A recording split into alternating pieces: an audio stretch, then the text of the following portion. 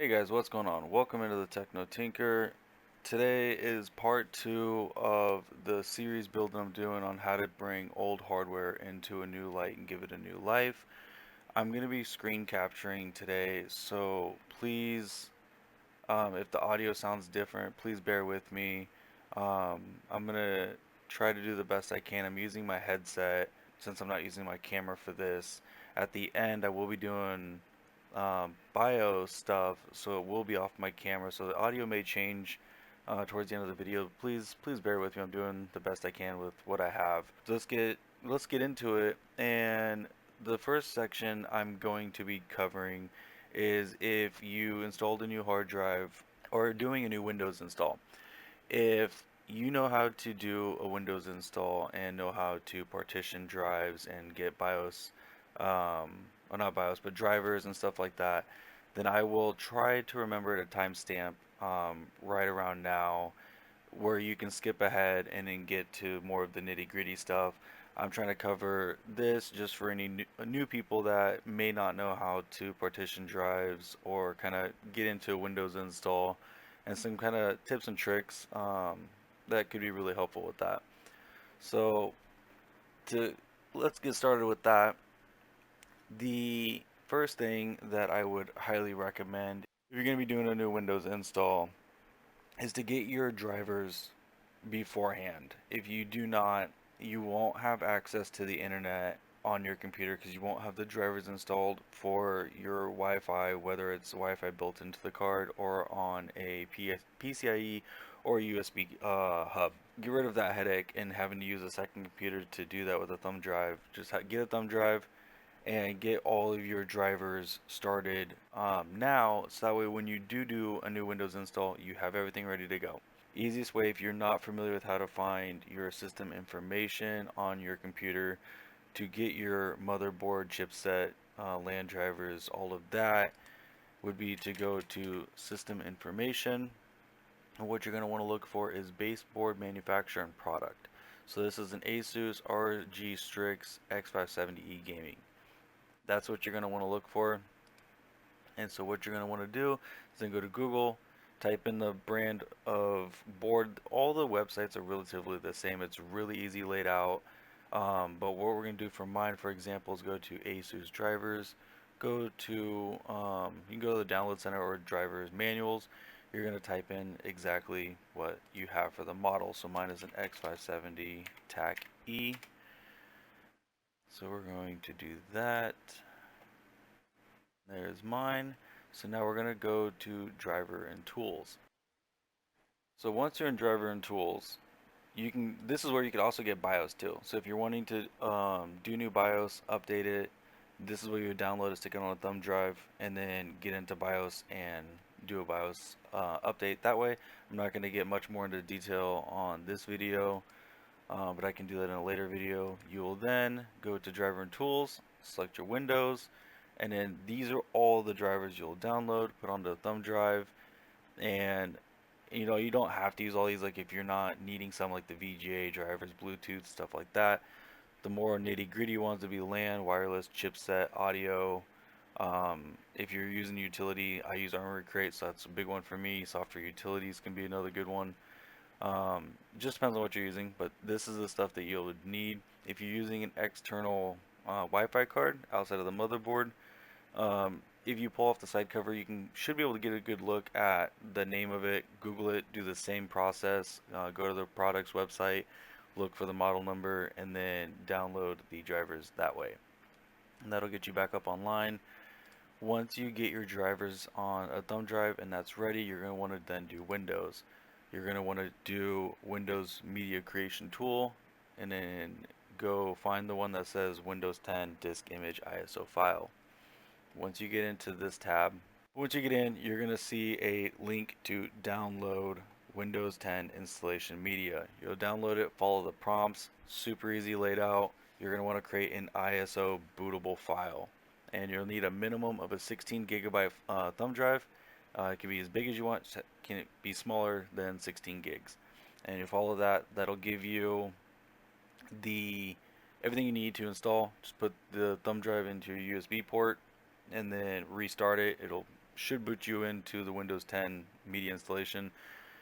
That's where you would have your hard drive already installed, or if you're formatting it, that's where you could format it as well.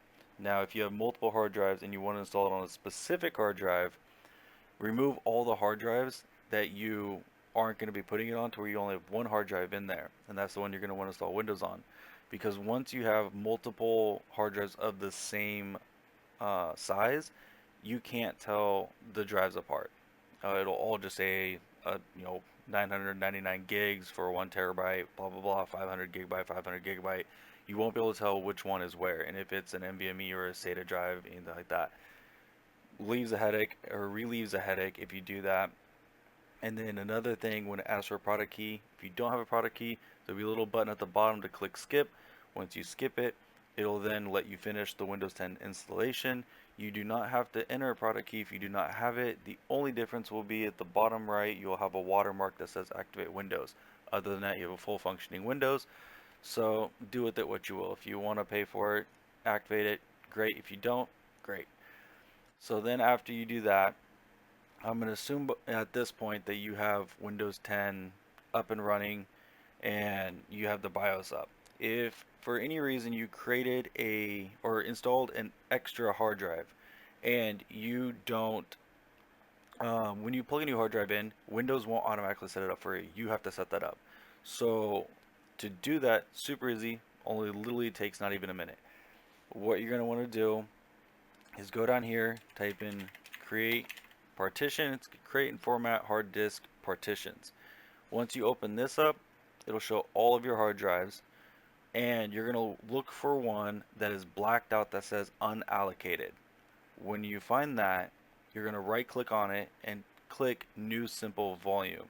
It'll then take you to another menu, and don't enter anything in the value. It'll pop up with the value that you could re-enter numbers in. Just leave it as is. That's the full hard drive space. Click next, and it'll start asking you if you want to rename the drive. Instead of just new drive, you can name it whatever you want. You can also assign a drive letter to it. So like Windows is automatically C drive. You could rename it I drive, D drive, whatever you want. You can assign a letter to it to make it a drive. Once you do that, your drive is then set up, and you can start using it to start putting files on. So if you ever put a hard drive in and you're like, why is it not showing up? You have to do some work to it. So this is where we'll break into the next part of the video. I'll put a timestamp in the very beginning if I remember correctly. I'm trying to jump this quickly because we have a lot to cover and I don't want this video to be really long. So we're going to download 2 sets of hardware or software, and we're going to do one that will lead into the next video for cooling, repasting, and stuff like that. That is called CPU ID, and it's hardware monitor. It'll tell you the temperatures and everything going on with your computer, so you can tell if you have an overheating issue and you may be in a thermal throttling position where your CPU or GPU are overheating and you need to fix that. So that'll really help out. So what we're going to do, Google CPU ID, go to hardware monitor. Once you go to hardware monitor, this is where you'll download it, and it'll look something like this. I already have mine open. So it'll tell you your graphics card, all your hard drives. It'll tell you everything about it, how many watts it's using, RPMs on the fan, temperature. It'll do the same thing for your RAM, how hot it's getting, CPU, your clock speeds, everything like that. So that's a really good chunk of software that we're going to need leading into the next video. For this video, we're also going to download MSI Afterburner. And this is to overclock your graphics card and try to get some more life out of your card by pushing a little bit harder. And so you'll click on the link, click on download MSI Afterburner. Once you download that, you go ahead and open it up, and it'll look something like this. Now, this is where it gets kind of interesting when you bring in overclocking your graphics card to a lot of people. I know I have a bunch of friends that are in the same boat as that. When they refuse to overclock their graphics card, they will not do it, even adjusting the power sliders. The overclocking of graphics cards will, at least for this portion of it, the power limit and temp limit will not hurt your cards. Now your mileage may vary. You could have another issue go wrong with your card that is totally separate to that, but it may have caused an issue. like weak solder joints, stuff like that. So do it that at your own risk, but you will not hurt it. And the reason why is the power limit and temp limits are set by the manufacturer for the V BIOS. That limit is what the manufacturer says that that card is maximum capable of handling. Every card in every manufacturer will have a different power limit and temp limit, and that's because every card is capable of handling at a different rate. But they're also not, they can't be compared to one another. So some cards, like the Asus Strix cards and stuff like that, can go all the way up to over 130%. This card is limited to 118%. And I even modded or flashed a 450 watt V BIOS onto this Hydro Copper 3080 Ultra Gaming for the Win 3, and so it runs even hotter. The highest I can get is 118%, but it will pull a full 412 watts out of this card. This will give you some extra performance. Doing the voltage, the core voltage slider on the 30 series is purely a placebo. It doesn't do anything. I adjust it all the way up just in case. A lot of people think, and this is another misconception that a lot of people have. A lot of people think that when you adjust this all the way up, that you're pushing 100 millivolts into the card. It's just shoving 100 millivolts into it. It is not. It is telling the card, hey, if you have headroom and you're not voltage limited, and you could use a little bit more voltage to get a couple more bins out of the for the clock speed, then here you go. You can clock a little bit higher, run a little bit hotter, and it's not just shoving that voltage in there. It's telling the card, hey, if you could use this, here's your new limit. It's what, you're not just cramming voltage into it. That's not how it works. Now, what I like to do too is once you adjust these, make this down here for temp. And the reason why is it targets, you can either do power target or temp target. Temp target means that if you run your card cool by bumping up the fan speed a little bit more aggressive, this is water cooled, so that's why it's running as cold as it is at 23 degrees. But if it's air cooled and you bump up the aggressiveness on the fan curve and make it run colder, it will never get near that target unless you have a case issue, or a thermal paste issue or anything like that. But if it doesn't get close to that, it will run as hard as it can because it's not getting near there. If you're on power limit, you'll hit power limit really quick. And then all of a sudden it's going to go, hey, we're at power limit, we need to start clocking down. That kind of eliminates a little bit of performance. So if you can keep it on here, you'll make a clock a little bit higher for longer.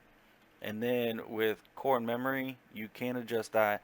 That's the biggest gain. On my 3080 and even my 2070, I got about my 3080, I got 4% more performance just by adjusting these two up. And this is where I have mine set. I can go up to 1200 on the memory.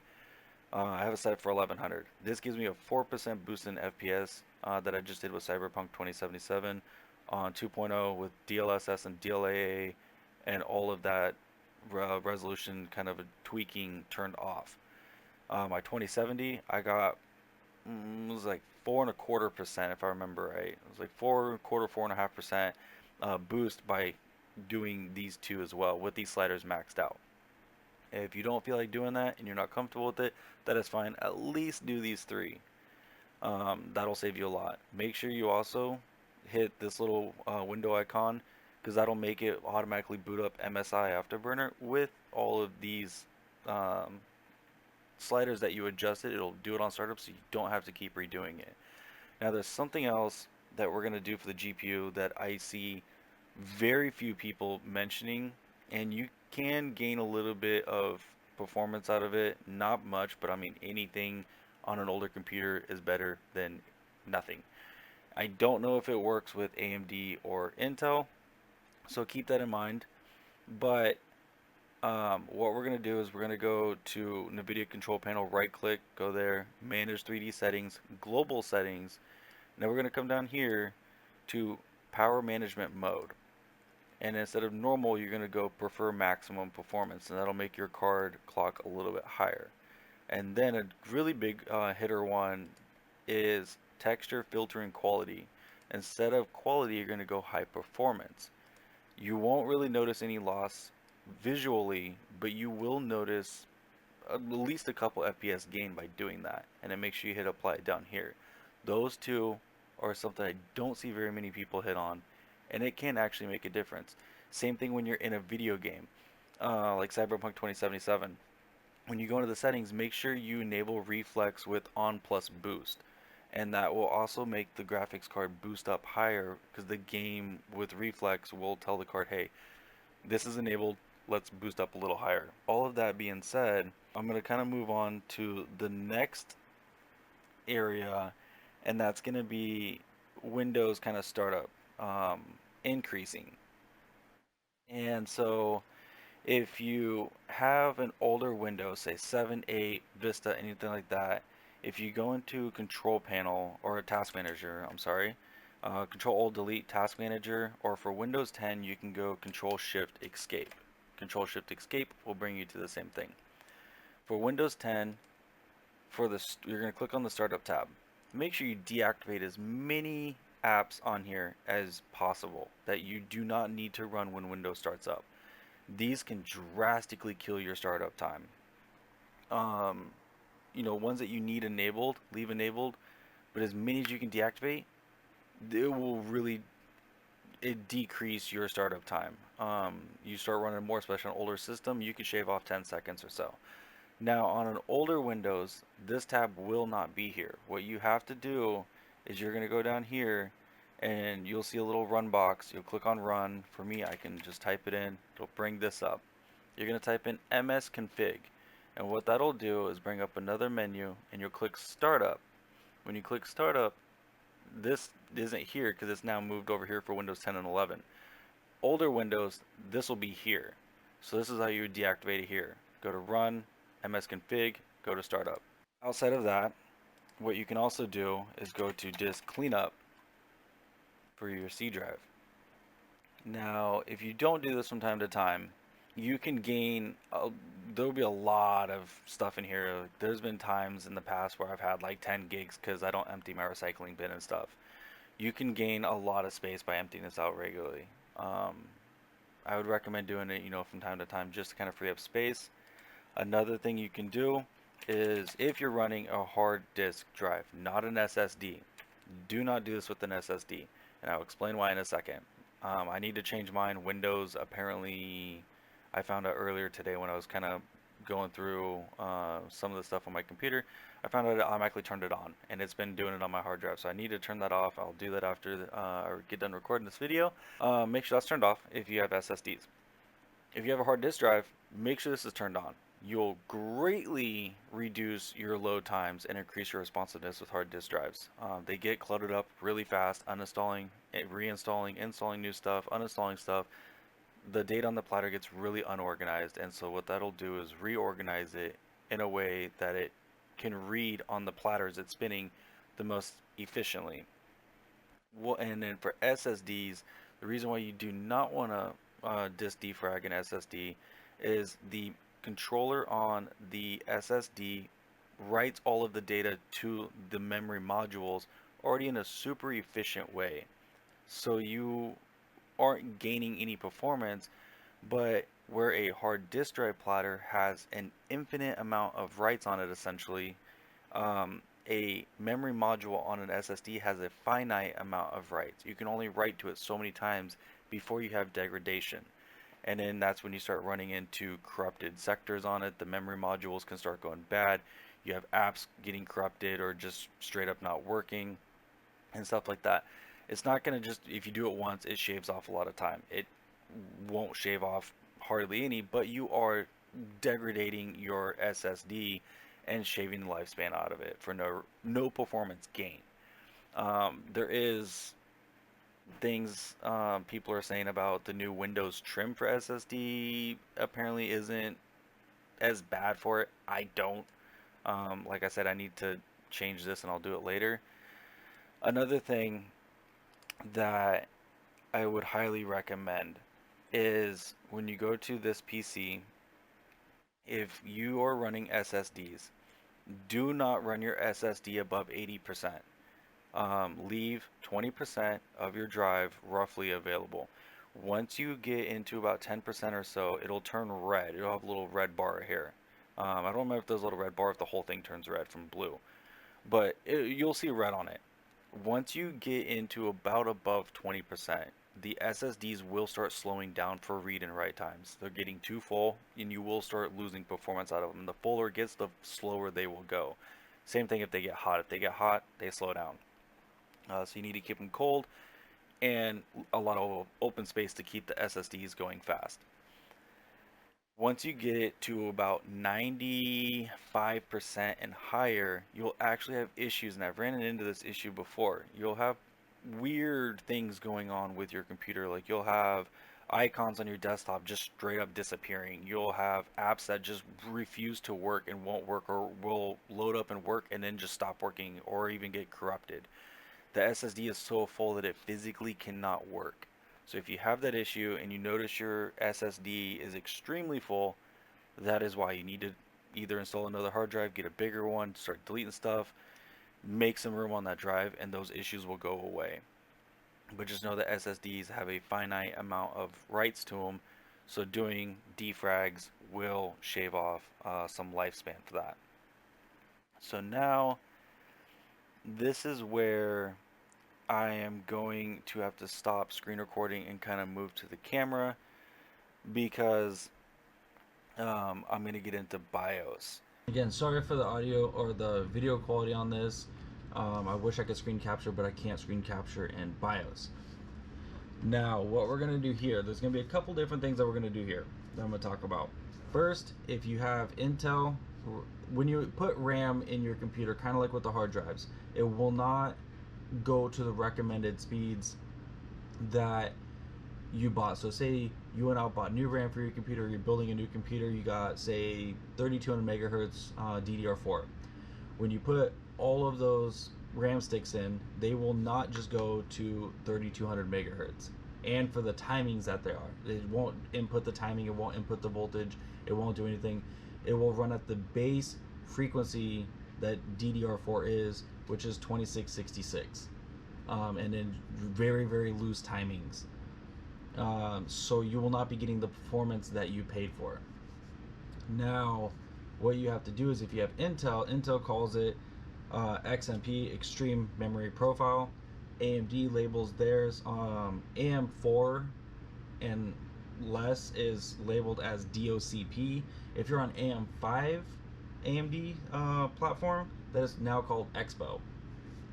So with Intel XMP and AM4 AMD DOCP, you're going to want to go, and every brand of motherboard's BIOS is different, so you may have to scrounge around in yours to find that this is an Asus board with Asus BIOS, obviously, so yours should look somewhat similar depending on how old your board is, so you might have to kind of look around. So for me, that's AI Tweaker, and it's AI Overclock Tuner. Yours would look like Auto. And so once you would then see either something that says XMP, DOCP, Expo, you'll click that, and then you'll have a XMP or DOCP or Expo little tab that comes down, and that's where you select the frequency, the profile that will give you the rated kind of sticker price or the sticker performance of it. So mine is 3600, and that's my timings, 16 CL, and then timings going through at 1.35 volts, and it runs perfectly fine. Now, I will say this since we're here, and I'm going to do a future video. It's been requested, so I will do a future video. May even be a two-part video, because memory is one of the most complicated parts to truly grasp and actually understand of a computer. It is extremely in depth and can be very complicated and confusing. So I will make a whole separate video on memory, timings, cache latency, and everything that goes with that, and kind of, making tighter timings versus looser timings. Is higher speeds versus tighter timings better, or higher speeds versus tighter timings, or looser timings and higher speeds, or slower speeds and tighter timings, higher speed, looser timings. But it also depends on your CPU. If you have your CPU massively overclocked, that memory controller that's on the CPU, you will not be able, you may have an issue getting XMP or DOCP to work. So if you've physically gone in and overclocked your CPU, you might have to clock your CPU back to get XMP to work, because that memory controller on the CPU is going to be stressed already from the overclock, that you may not be able to get it to be stable. Now, just because you buy RAM and stick it in your computer does not mean XMP or DOCP will work. Depending on your motherboard and the CPU you have, you could easily buy RAM that is over the spec of what that's rated to be RAM. Now, I'm not going to get into overclocking memory on this one or do anything like that, but just know that just because you buy RAM doesn't mean that it's going to work. You may have to physically pull the clock speed down on your RAM, or even loosen the timings a little bit to get it to work, depending. Which, like I said, in a future video I will be going over that, so stay tuned if that's something that you're interested in. Now, another little freebie in here is, if you go from an air cooler to a water cooler or even a custom loop, and you don't put a fan on the CPU fan header on your motherboard, you will get an error every time you start it up. Every time you start it up, it will come up with an error, and it will say no CPU fan, push F1 to go into BIOS. To get rid of that error, it's really, really easy. You're going to want to find your monitor section of your motherboard or of your BIOS. And what you're going to do is you're going to look for CPU fan speed.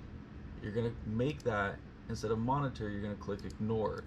And what that's going to do is that's going to ignore the fan header for like sensing any sort of fans or anything on your motherboard. So when you boot up, like for me, I've got a custom water loop, I have no fan installed on the CPU fan header. So I kept getting that issue. You can just put a fan on it. I could plug a fan into it, that'd get rid of it. I don't though, so I just go into ignore. So if you have that issue, don't worry, don't sweat. Just go into your BIOS, find your spot on like a monitor spot where it has all of your temperatures and fans listed. Find CPU fan speed, click it to ignore, and then save and exit, and off you go. Now, since we're here as well, now we'll be going over a lot of this when I do my build with either my 2700X or my 4790K. I don't know which build I'm going to do yet. You can, if you don't want to manually overclock your CPU and get more out of it, you can do an easy tuning wizard if yours has the option. My Asus board for my 4790K does have that, and I have used it before. It works pretty good. If you don't feel like doing it, that is something you could do too. It'll do a relatively good job in my opinion. It won't be the best overclock, but it gets you something better than what the factory settings are. And then if you're running a 30 or 40 series card and your motherboard supports it, definitely enable rebar. Smart access memory versus rebar, it's just Intel versus AMD, all the same thing. If you have the option, you're running a 30 or 40 series for some reason, make sure it's enabled. Free performance on the table again. Doesn't hurt anything. And so that's all I have for this video. I'm going to go in more depth with the BIOS and stuff like that when I do the build. The next video is going to be going over cooling and repasting and stuff like that, optimizing airflow, making sure that nothing is overheating, and that's where that CPU ID hardware monitor is going to come in handy for the next video. So I hope you guys learned something from this. I hope you enjoyed it. Sorry for the weird different video kind of going back and forth. I can't screen capture in BIOS, so I'm doing the best I can with what I have, so bear with me on that. Sorry if the screen, if it's not recording very right. That's why I'm trying to talk through it, so at least you can audibly follow along. But I really hope you enjoyed this. If you did, like, subscribe, really helps me out. Comment down below if you have any questions for future videos or what you thought of this one. Sorry this is a little bit on the longer side for videos, but there's a lot to cover. I'm trying to go into much depth as possible to try to help everyone out from newer beginners to even more advanced users that may not know certain kind of tweaks and stuff. Trying to help everyone out with as much knowledge as I have, and is what I have accessible to me for tech and equipment. Next video will be out next Thursday. So like, subscribe, and hit the notification bell so that way you can stay part of the series. Thank you for watching. I hope you have a safe day, and until next time.